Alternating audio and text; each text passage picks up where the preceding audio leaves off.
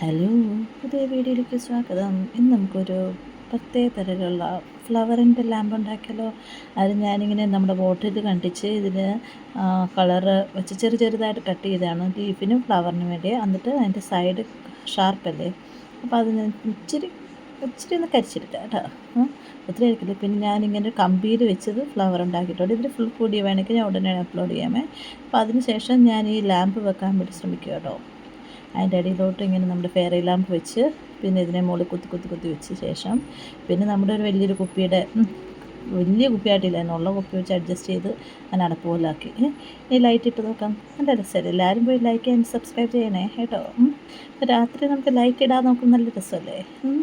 അപ്പോൾ ഇതുപോലെ നമ്മൾ വീട്ടിൽ ഉണ്ടാക്കി നോക്കാം. വലിയ ചിലവൊന്നും ഇല്ലല്ലോ, ഇച്ചിരി ക്ഷമ വേണമെന്നേ ഉള്ളൂ. അപ്പോൾ ഫുൾ വീഡിയോ ഡീറ്റെയിൽ ആയിട്ട് ഞാൻ ഉടനടി അപ്ലോഡ് ചെയ്യാം. അപ്പോൾ എല്ലാവരും ഇഷ്ടംപോലെ ലൈക്ക് ചെയ്യണേ. പിശുക്കാനിക്കല്ലേ. ബായ്.